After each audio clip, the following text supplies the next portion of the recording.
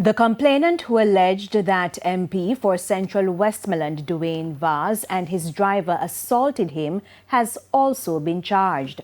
O'Neil Strawn has been arrested and charged earlier this week with assault occasioning bodily harm after Vaz's driver Michael Merritt filed a counterclaim against him. The 52-year-old businessman was granted station bail.